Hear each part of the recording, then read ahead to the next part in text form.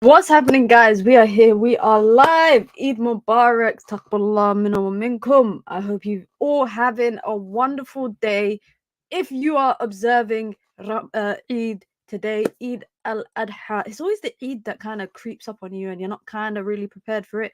But big up to everyone. May Allah accept our du'as, our fast and everything. I hope you have a wonderful day. Whatever you lot are doing, celebrating with your family, with your friends, if you're alone, I wish you a wonderful one. Now, I did promise I would do a stream on Eid day, so it's only right that I keep to my promise, but it's not going to be a 1 hour and a half stream. It's not going to be a 2 hour stream. It's not going to be a long one because I got commitments. Of course, it's Eid, so you know you got to go spend time with family, etc, etc. Let me know in the chat, guys. What do you lot do for your Eid tradition or your Eid culture? Do you guys have any family traditions that you lot kind of do if you are celebrating Eid, of course? And if you're not celebrating Eid and you are not of Muslim faith, then happy Sunday.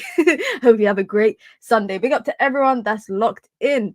But we got a bit to talk about, of course. We're going to be ranking the defensive players Manchester United are linked to. It looks like United could be falling out of the race for Lenny Yoro, the young French player at Lille. Looks like United could be falling out of the race for that, where it looks like Real Madrid could potentially be a destination for him, especially with Nacho expected or confirmed to be leaving Real Madrid. So there's going to be a centre-back spot opening up over there for Real Madrid. So we're going to talk about that. We're going to talk about Branthwaite. We're going to talk about the bid that Manchester United put in for Branthwaite. That was rejected.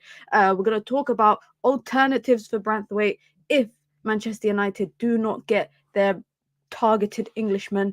We got Todibo, we got De Ligt, and we got Inacio, who United have been linked to like very minimally in comparison to the names that we've heard the most. I think the names defensively that United have heard the most is Branthwaite, Todibo, and most recently De Ligt, of course. But we're going to talk about that. We're going to talk about Xavi Simons. It's a name that I didn't expect to pop up. I know it's popped up in the past before, but it wasn't a name that I was expecting to pop up now because it's a player that's not available for sale. He's only available for loan, but it looks like Manchester United are interested in him as well, amongst many other teams that are looking at him as well. I don't know how realistic it will be. I don't know how he'll fit into the team realistically. I honestly I don't see it, but maybe it could be a thing. And another player that Manchester United have been linked to, which is somewhat, I would say, out of the blue, a Real Sociedad midfielder, Zubimendi. We're going to speak about a little bit about him as well. So big up to everyone. Be sure to hit the like button and be sure to subscribe, guys. I'm risking getting in trouble by my family for being late for a family gathering by doing a stream, so make sure you lot are smashing the like button as well. But before we get into any sort of transfer news, because you know there's always something to talk about, before we get into some transfer news, here is just a little brief update, I guess, on Erik ten Hag's situation with Manchester United right now. If you've been living under a rock for the last 7 days, I will say Erik ten Hag is staying, but I'm sure some of you lot have not been living under a rock. Where is it right now in terms of his contract extension? Nothing really new in terms of details. It's still ongoing. It's getting closer. Fabrizio Romano, you know what Fabrizio is like. He just comes in and just says things are getting closer, and then David Ornstein will kind of drop the bomb. But Fabrizio Romano says the contract extension is getting closer between Manchester United and Erik ten Hag, and they are hoping to complete it as quickly as possible. That's the only update. There's nothing really new. Erik ten Hag actually will be a pundit on Dutch TV during the England and Serbia game later this evening. So that's actually kind of interesting. It's not really uncommon for managers to be doing that.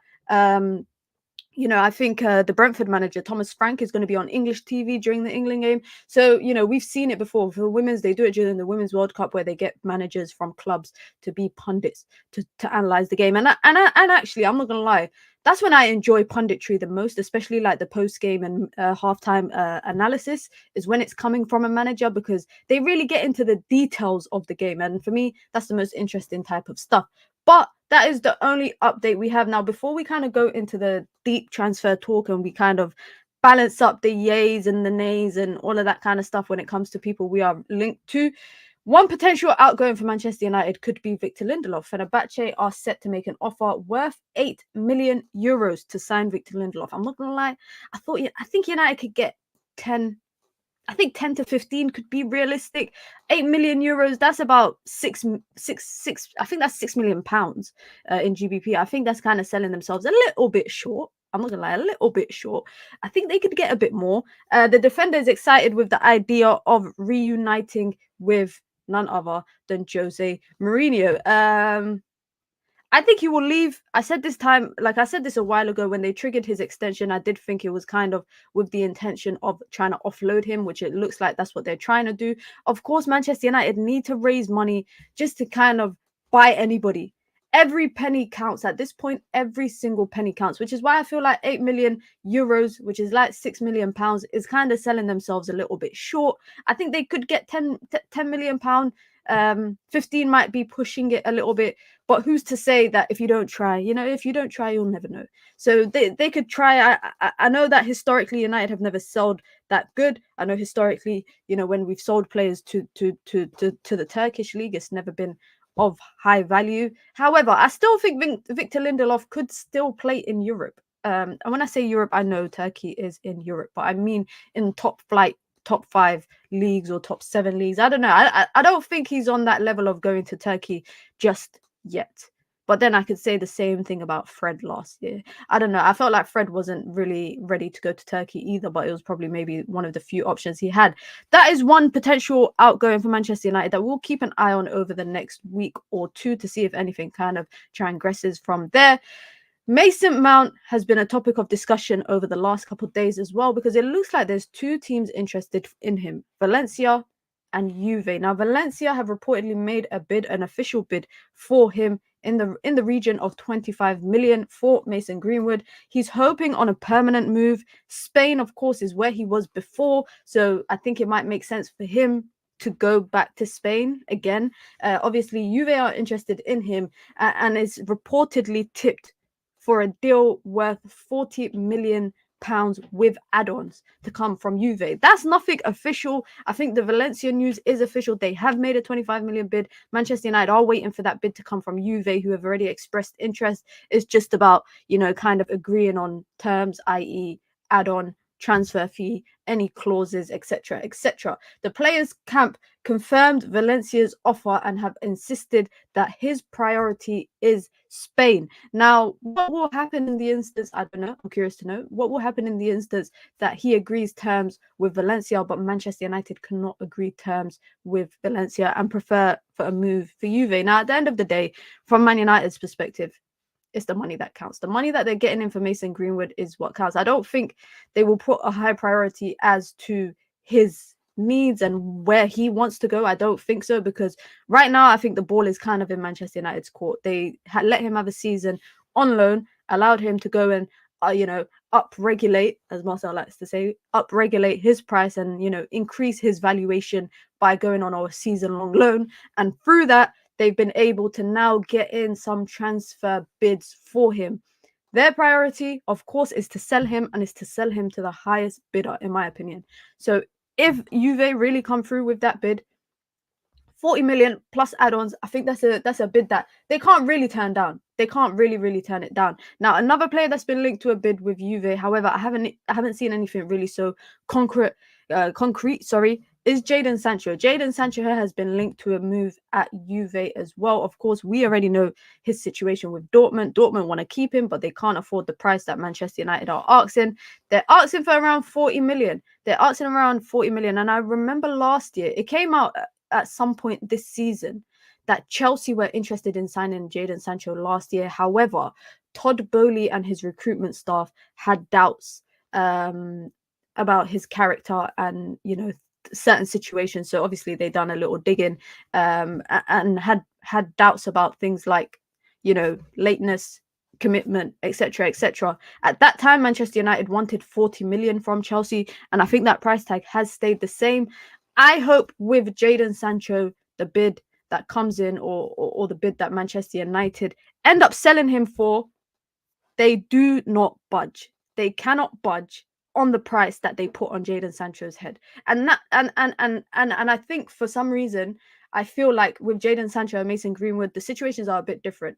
Mason Greenwood is a 100% from an FFP perspective profit for Manchester United. So if it's 25 million, if it's 25 million from Valencia, or it's 40 million from somebody else like Juventus, it will be 100% profit. In comparison, Jadon Sancho will not be. So they need to drive up Jadon Sancho's price and sell him to the highest bidder. For me, it's kind of as simple as that. We know both players will be out of the door. Like speaking about Victor Lindelof, there's no kind of certainty that Victor Lindelof will be out of the door, but I know for a fact that Jadon Sancho and Mason Greenwood will probably be out of the door this summer. I think it's definitely more likely 100% that Mason Greenwood would be sold. I think with Jadon Sancho, there's other things that kind of might have an issue. They might have an issue with negotiating clubs. For example, things like his salary. Bro is on 300k or something a week. Good luck to Manchester United trying to convince someone to take on that burden. I think Manchester United will have to eventually cut their losses with Jadon Sancho, not just from a transfer fee perspective, but also the salary. They're going to have to take a blow for that. They're going to have to negotiate whoever it is they want to sell to, whether it's Juve, whether it's Dortmund, whether another selling team kind of comes in. They are going to have to take a hit with Jadon Sancho's salary and be like, you know what? We might have to cover some of it, because something similar happened last year with Jadon Sancho, not with Jadon Sancho, but with Harry Maguire and West Ham, where they couldn't really agree deals on the salary, and West Ham was trying to get Manchester United to take some of the hit for his salary, i.e. either cover it up front for the club to then, be reimbursed, or for them to cover it over the course of the remainder of his contract. And Manchester United were not willing to do that. Now, under Umar Barada, under Dan Ashworth, under Inos, I don't know if that's something that they're going to look towards. I saw a report today that was talking about Umar Barada's approach just to being a football executive, and not to overpay for players, not to allow player agent power, not to allow player power, giving players 2 seasons at the max to kind of perform and show that they deserve to be at the team. And just by going off of that, I don't think Manchester United will kind of succumb to the wishes of any other club when they're trying to sell an asset like Jadon Sancho. So Jadon Sancho is going to have to be one of them players where United just kind of take an L. Financially, they're just going to have to take an L on that. Big up to everyone locked in. Be sure to hit the like button and be sure to subscribe. The likes and the views, it's not ratioing right now. It's not ratioing right now, but be sure to hit the like button, guys. Be sure to subscribe. And like I said, Eid Mubarak. Big up to everyone locked in. I hope you are having a wonderful day wherever you are. Now, this is a name that we've seen flying around a lot. It's a name we've seen flying around a lot. There was never kind of any certainty as to whether Manchester United would end up getting him. Lenny Yoro, the French youngster at Lille, capped to be the next. They're calling him Baby Varane. That's the name that I see the most, kind of comparing him to Baby Varane. I don't see a lot of similarities to Varane. I do see, however, he's got a lot of ability and top-notch ability. Real Madrid are now leading the race. Just a couple of days ago, it looked like Real Madrid had fell out of that race, but it's reported by Fabrice Hawkins that Real Madrid are now leading the race to sign Lenny Yoro this summer. The transfer fee will be around 43 million. I think that's his 50 million release clause that he's got in his contract. Now, when you've got three teams linked to you, Real Madrid, PSG, Manchester United, I think I know what club he will likely choose. And also, I think playing time is a big part of that. At Manchester United, it is guaranteed, I think, that he will play, because right now we have no right-sided centre-back. However, he might not be the only centre-back signing that Manchester United end up with. So I can understand that concern. At Real Madrid, Nacho leaving might open up some space for him to slot into that back line. Of course, there's other defenders there that he'll compete with, and he'll also get to learn under, Militao, Rudiger, etc., etc. This one, I'm just going to kind of put this one on a back burner, because my opinion, I was never really convinced that Manchester United were really in for him. I just thought it was a name that Manchester United had been watching, a player that Manchester United had been watching, but I did feel like there was nothing kind of cemented there.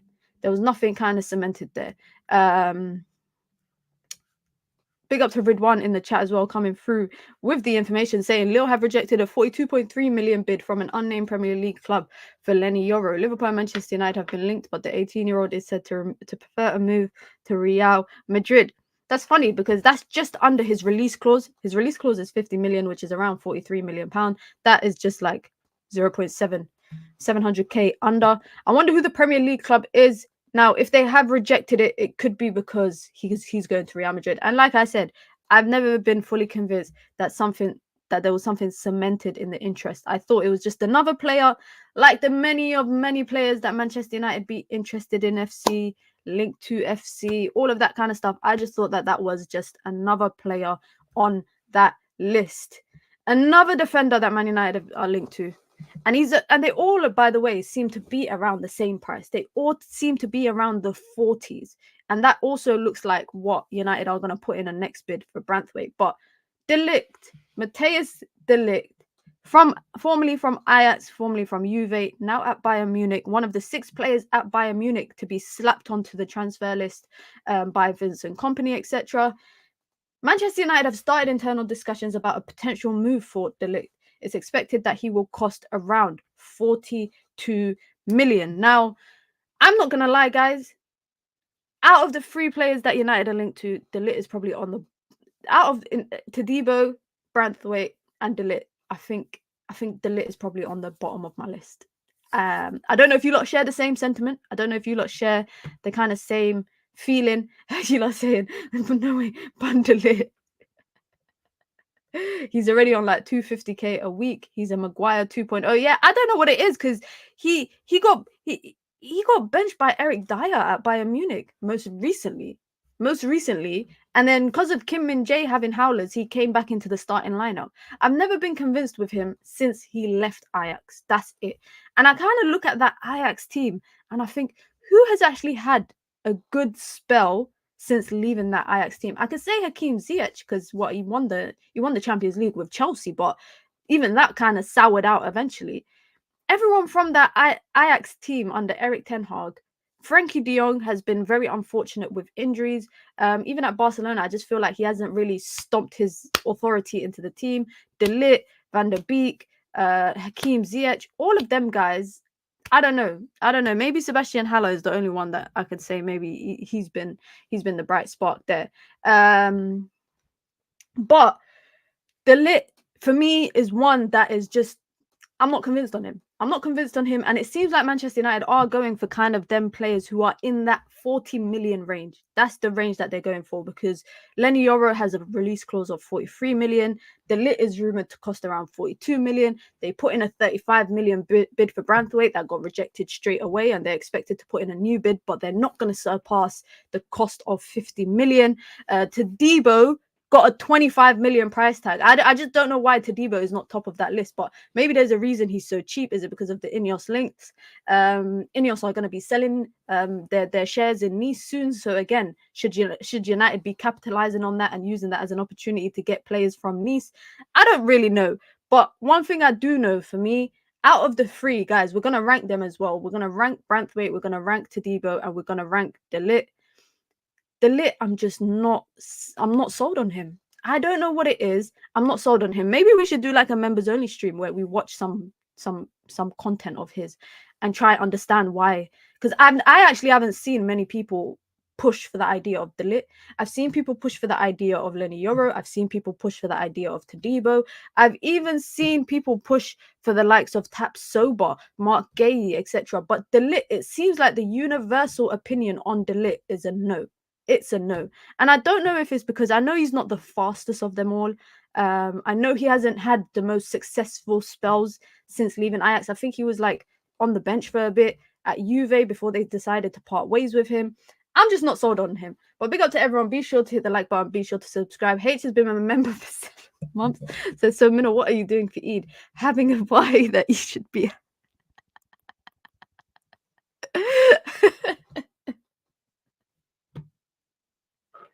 I will be there soon. I'm on my way. Okay, I will be there soon.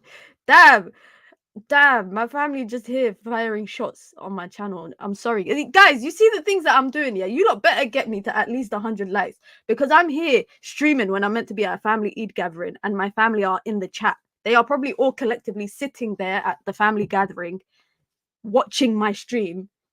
All of them, and I know they're in the comments somewhere. I know for a fact. Let me see actually if I'm the only person that's not there. Because if I'm the only person that's not there, then that's kind of bad. Oh my god, the person who sent that membership chat isn't even there themselves. Get a grip. I will be there when you're there. How about that? How about that? But big up to everyone. Like I said, be sure to hit the like button. Be sure to subscribe. If you want to join the membership club, you can. It's the pinned comment in the chat. You get your badges, you get your emojis, you get your custom member content, and of course, you get to support the growth of the channel. If you want to support the channel in other ways and you're enjoying the daily content here, you can send in super chats with your comments, with your thoughts, with your questions, or just to appreciate the content here. Big up to everyone as well. Just make sure you like it, guys. Like, subscribe. That's the easiest way to support the channel. And obviously, you can support the channel in alternative ways as well. And it's Eid. It's Eid. I'm always in a good mood when it's Eid. I'm always happy when it's Eid. Now, the player that I think United we've heard the most about, just give me the like. You know what's funny? I actually said I want De Ligt to join United just so that I could sing this song. I literally said this the other day on stream. That is the only reason why I would want him to join. How much is Matthijs de Ligt on before we actually kind of delve into Jarrad Branthwaite and the deal that got rejected? Let me see how much. Let me see how much he's on. What's his monthly? His weekly? He's on 260k. Flipping hell. Bum. Damn. He's on 260k a week. Is that's gross? But that's gross salary. But that's gross salary. Let's see what his net is. His net is 150k. Them man they get taxed like crazy, but good. He's on 260k a week. I don't know if United are going to be willing to pay that. I can't lie. I don't know if United. And also one thing that I think as well, in particular with players that like De Ligt, is a lot of people are traumatized of the idea of people linked to Erik ten Hag, players linked to Erik ten Hag. It seems like a lot of that time, Manchester United and Erik ten Hag, we need to find a divider between the two of them, and Erik ten Hag bringing past products of his into the team, because it's not really worked out. I can't really say there's a player that has worked out per se that has been a player that worked under Erik ten Hag in the past. And maybe, maybe Erik ten Hag, sometimes I felt like, and that's why I'm hopeful for this different regime. I'm hopeful for the change. I'm hopeful for what Ineos are going to implement, because I do feel like Erik ten Hag has tried to just re-implement things that were successful in the past, hoping that it's successful here. But Ajax and Premier League is not the same. The Dutch league and the Premier League, it's not remotely the same. So I don't think you can implement what you did there here. And I'm not talking about style of football, guys. I'm not talking about style of football. I'm talking about the types of profile players, because everyone always talks about what Erik ten Hag did with that Ajax team in the Champions League semi-final. People always talk about that, but we have to be realistic. Did Amrabat work?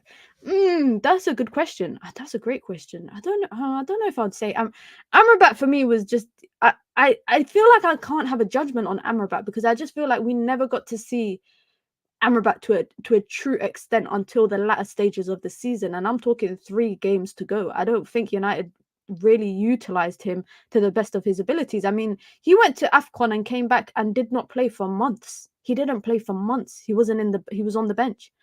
So I just feel like United have never really got the chance to utilize him to the extent that maybe we utilized Casemiro in the first season that he was there, or Lisandro Martinez in the first season he was there. I just feel like because Amrabat's inconsistency in the squad, that kind of is one of the reasons why I couldn't say he worked out or not. I'm not going to say he was a flop, and I won't say he was a success, because there was times that he played that he wasn't that good.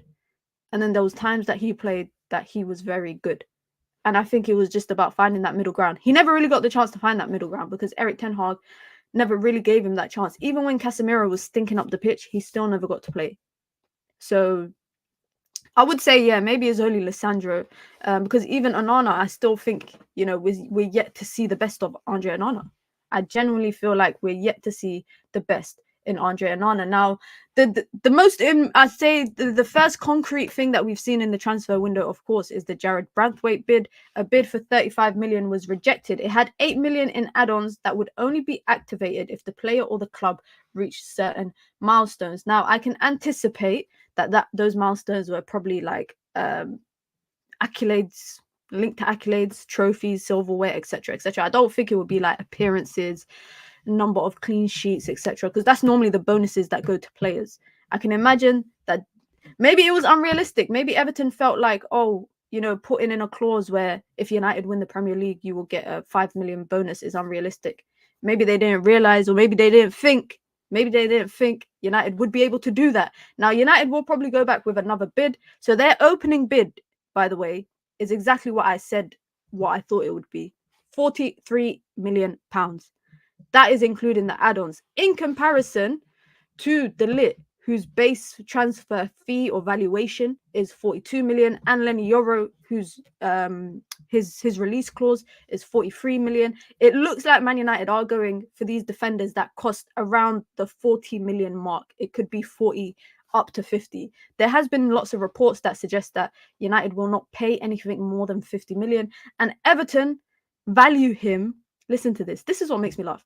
Everton value Jarrad Branthwaite at a starting valuation of 70 million. I've seen that number go from 85 to 80 to 75, and now it's at 70 million. Now, obviously, Everton, we know what the financial situation is with them, because their financial situation has other implications. It's got implications of points deductions. We've seen it this season twice. We saw it twice this season of points deductions. Now, the advantage, I would say, for Everton is that on the horizon is a possible takeover. It looks like there will be new ownership. It looks like the owner of Roma is set to buy Everton, or buy the majority shares in Everton from their owner. And that could hopefully be the beginning of, them getting out of this financial issue they have been in over the last number of years. Obviously, we know they're building a stadium as well, which looks amazing, by the way. That stadium looks really ridiculous, but Goodison Park, I think, for me, is Premier League heritage. So it'll be very unfortunate when they move from that stadium. Everton will be forced to sell, and all United, I think, can do right now is hold out for the valuation that they think Jarrad Branthwaite is. And if they miss out on Jarrad Branthwaite, we already know that there's a lot of other centre-backs that United could go for, that they've been linked to, that are around the same price, because 70 million on a centre-back in this, I would say, climate is ridiculous. It's ridiculous. 70 million is, for me, is unheard of, especially for a play. Oh my days, Nuruddin has done it again. Oh my God, I think Nuruddin is feeling the Eid vibe. Another 50 gifted memberships. Oh my God. W's in the look. My list is right now just going bam, bam. I can't even see. All I can see on my screen right now is everyone that's being gifted a membership. Oh yeah, I can see Staffy's been gifted a membership. Staffy is always creeping in the chat and always somehow finds himself ending up with a membership. But big up to Nuruddin with the guys. This is not the first time Nuruddin has done this. This is not the first time Nuruddin has done this. The resident gift giver in the chat. Eid Mubarak to you, Nuruddin, and of course to everybody in the chat. But guys, I don't know, man. We might have to get Nuruddin an emoji on this channel because he's earned it. He's actually earned it. 100 gifted memberships over the last couple of days, and all of you lot are. Look at that. My list is just, it keeps going. It keeps going. Fat4 says, I never know how to get the membership. If you go to your YouTube settings, I think you need to turn on gifted memberships where you can be gifted a membership. If you're in the chat, you most likely have that turned off. You most likely have that turned off. Sushi fund. That's the sushi fund. That's the Eid fund. I got a bunch of kids waiting for me, guys. I got a bunch of kids waiting for me, waiting for their Eid money. That is their Eid fund. Big up to Nuruddin. Big W's in the chat. Very appreciated. Bro donated the YouTube zakat. Eid Mubarak as well to Nuruddin as well, and to everyone else in the chat celebrating this wonderful day. This is the big Eid as well, guys. So you lot need to go all out. This is the long Eid. This is the 3-day Eid.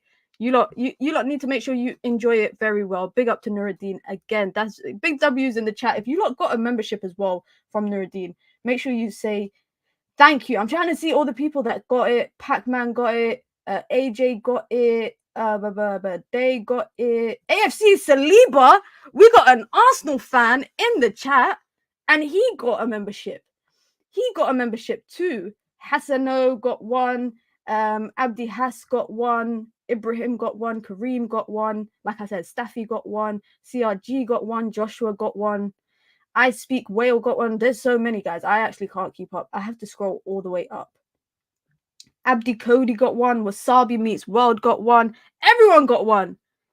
Everyone, you get a membership. You get a membership. You get a membership. You get a membership. Word to Oprah. Everybody got a membership in the chat. Make sure you lot utilize the perks that come with it, the emojis that come with it, all of that stuff. I need to get on to making an emoji for Nuruddin. I need to get to it. But Jarrad Branthwaite, just quickly on Jarrad Branthwaite.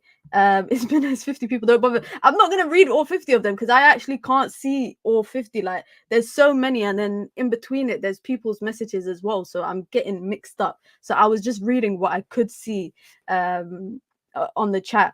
But back to quickly to Jarrad Branthwaite. I do think United will make one more bid, and I think that bid will probably be about 40-ish million plus add-ons, and that will take them to around closer the asking price, or it will take them closer to what they're willing to pay. But I don't think it's going to take them any closer to what Everton want.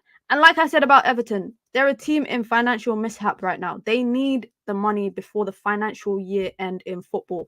The football financial year end is to 30th of June. They need to sell someone of valuation, of a high valuation. Whether, for me, I'm not going to lie, guys, yeah, you lot might think I'm a bit controversial for this, but if I was to go to Everton and take a player, I'm taking Abdoulaye Doucouré. I don't know what it is, but there's something about Abdoulaye Doucouré that I think would be a perfect fit for Manchester United. I don't know what it is. I don't know what it is. Maybe it's him under Sean Dyche that really makes me think. I think he's a good player, regardless. And I think this new kind of role that Sean Dyche has found for him over the last year or two definitely works to his strengths. But I don't see him being on the transfer market anytime soon for Everton. I think the two players they'll probably part ways with is probably Amadou Onana and Jarrad Branthwaite. I think Pickford will stay. Dominic Calvert-Lewin cannot come anywhere near Old Trafford for me. There is no way Dominic Calvert-Lewin can come anywhere near Old Trafford. And the reason why I'm mentioning that, by the way, is because United have been linked to him over the last couple of days, but there's nothing really concrete in that connection or in that link. So let me just reiterate that. Dominic Calvert-Lewin, stay far away from Manchester United, please. Please. Amadou Onana has been a player that I've always been fond of. I've always liked him. Even before he joined Everton, I liked him when he was in the French league. But I think Ridwan just mentioned it in the chat. Fofana, for me, is the one that I'm sold on when it comes to us, Man United, buying a player from the French league for that midfield role. For me, it's Yusuf Fofana or nothing. I would take Mohamed Kamara. However, I would say that he's been, I think he's been at Monaco now for 2 seasons. He's been there for 2, or has he been there for 1 season? Nah, he's been there for 2 seasons. No, he's been there for 1. No, he's been there for 2. He's been there for 2 seasons. This has just been his 2nd season there. So I do feel like Mohamed Kamara is alternatively an option. However, I think Monaco have other plans for him. He came in as Tchouameni's replacement. I think he will be the next big name out of Monaco over the next year or two, the next big name signing to kind of leave the club. So I don't think they're going to look to kind of give him a way out anytime soon, because he's a very good player, by the way. He's a very good player.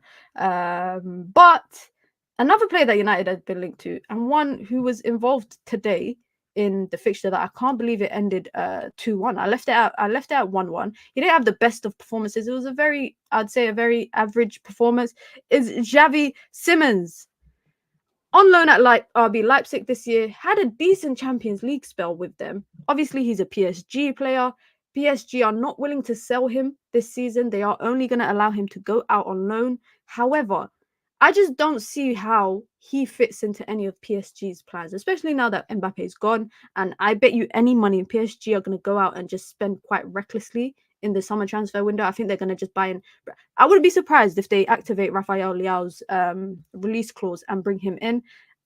United, like clockwork, gets to mid of June, Xavi Simons links come out of nowhere. Now, this is coming straight out of France, of course, Le Equipe, and he's a PSG player. I don't know if United are going to look for a loan move, because if they were looking for a loan move, they might have gone for someone like João Felix last year. And on top of that, I just realistically, his price tag, I think he's got a price tag of about 60 million. Where would he even fit? And that's why I always say, guys, take these rumors. Obviously, I'm always going to cover this kind of new stuff, but I take it with a pinch of salt unless it's really, something quite concrete. As always, there's no bid. It's just interest. Manchester United are among several top teams interested in signing Xavi Simons from PSG. The French club prefers a loan move over a permanent deal, and I just don't see Manchester United on his horizon anytime soon. Now, of course, we know what kind of talent he is. We know he's a very good player, and we know that he would come in and enhance Manchester United. He can play on the right. I think he was playing on the right-hand side for the Netherlands today. Didn't have the best of performances, like Redouane says here, disappointing performance from Xavi. He didn't have the most amazing performance, but I do trust that he will maybe grow. Especially, this does seem like a tournament for young players.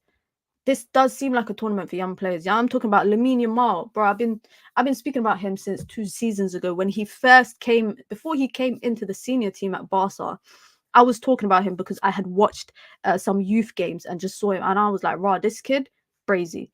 But this does seem like the competition for young players. I'm talking about the Lamine Yamals, Musialas. We're gonna see Wirtz, João Neves. I'm looking forward to seeing that. Kobbie Mainoo, because I'm gonna be biased. Jude Bellingham. This could be the season or the competition, the Euros of young players announcing themselves. I haven't been this excited for a young player in an international tournament like this probably since Wayne Rooney in 2004.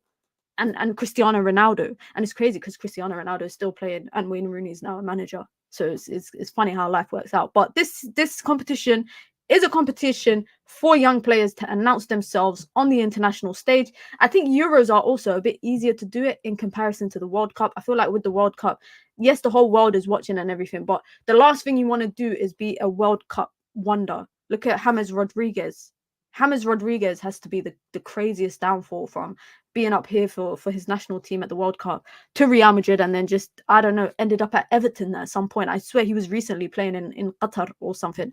So I feel like with the Euros, it's easier to kind of have a great competition as a young player with less pressure in comparison to the World Cup. So I really hope Xavi Simons has a better couple games upcoming.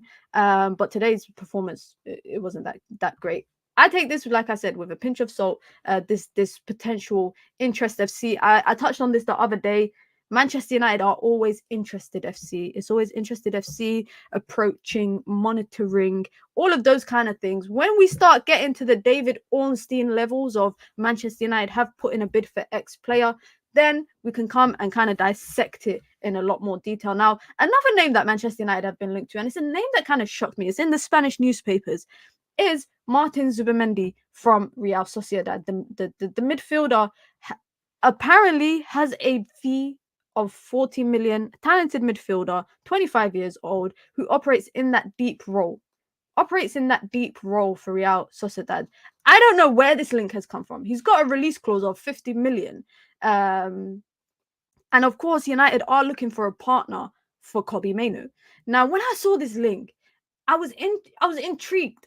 The reason why I was intrigued is Zubimendi is the name that I've seen Arsenal fans talk about a lot. And I just thought there might not be anything concrete to this. But here's another player that Manchester United are looking at. They are interested in him. And we already know United are looking at bringing in someone to play in that deeper role to accommodate to Kobbie Mainoo, accommodate for Bruno Fernandes, and allow them to be a bit more advanced. Now, would we prefer Man United to spend 50 million on a midfielder that would immediately enhance the team, or take a risk on a cheaper option that might not be the case? I'll leave you lot to kind of answer that. Let me know. Would you prefer a Yusuf Fofana for 25, 30 million, or would you prefer Zubimendi for 50 million? I would prefer Zubimendi because I think also his ceiling is a lot higher. I think his current ability and talents is way off the charts. And I think Yusuf Fofana is going to leave regardless. He's going to leave Monaco regardless of whether Man United buy him or not, because he's in his last year of his deal. He's not agreeing a new deal with Monaco either, and they are reportedly going to work together to kind of get him a move. His preference is the Premier League. It is the Premier League, his preference. However, I think he'll go wherever it kind of takes him. Now, this deal here is one I'm going to keep my eye on. He is deemed as a suitable fit, not just for Manchester United and what Inos are building, but also for the type of partner that they're looking for Kobbie Mainoo. However, we know United are on a financial tightrope right now. We know that Man United are kind of forced to save money where they can, or in ways that they can. We have to kind of see how Man United are able, like, it just, to me, realistically, I don't see United signing 3, 4, 5 players all for the same prices of around 40 to 50 million. For me, that sounds a bit unrealistic. I'm not gonna lie, it does sound a little bit unrealistic, but we just have to wait and see. Now, that is the most recent news for Manchester United. Quickly before we wrap it up, obviously we were talking about defenders. We were talking about the likes of De Ligt. We're talking about the likes of Jarrad Branthwaite. We didn't speak on Todibo in detail, but he's someone that we've mentioned quite often on the channel. Let's rank those 3 links, because it seems like Man United are out of the race for Lenny Yoro. It looks like Real Madrid are leading that race and will end up with him. Branthwaite, Todibo, De Ligt, 1 to 3. For me, number 3 is De Ligt. Number 2 is Branthwaite, and number 1 is Todibo. That's how I would rank them. And that's taken into consideration a lot of stuff, not just, their ability, but how they would slot into the team, where they would play. I watched a very interesting video. About,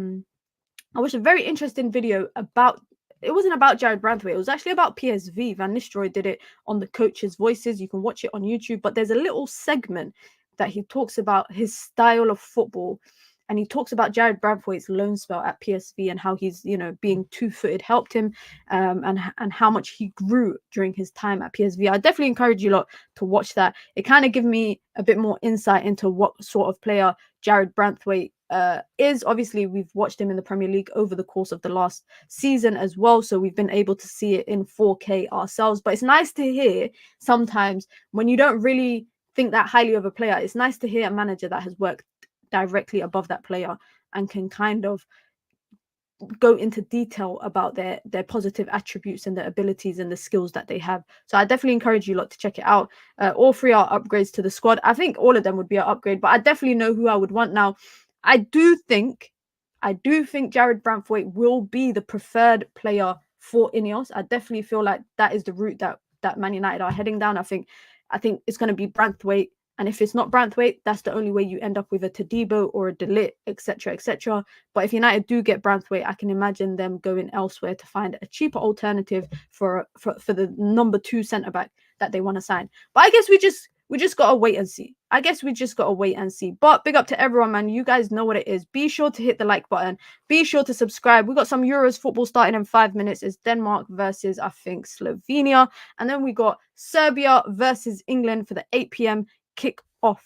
Now, if you lot are still not here, if you lot are still around, let's get to 100 likes. We're 10 away from 100 likes. So let's get 100 likes before the end of the stream, or the end of the stream is now anyway. So on your way out, be sure to hit the like button, guys. Be sure to subscribe. I am late to my family gathering. Oh my god, I'm just getting calls. Oh my god, I've been ignoring my phone, guys. I put it on do not disturb and I've just clicked it and saw a bunch of missed calls. So I need to go. Big up to everyone. Be sure to hit the like button. Be sure to subscribe. Eid Mubarak to you all. Taqbulullah wa minna wa minkum. I hope you have a wonderful day today, tomorrow, the day after. We'll be back tomorrow as well, as always, with more Manchester United talk. You know what it is, man. Hit the like button on your way out. Big up to Nuruddin for the 50 gifted memberships, guys. I hope you have a wonderful day, whatever you're doing. And if you're not of Muslim faith, I hope you enjoy the Euros and have a good Sunday, man. I'm out. Peace.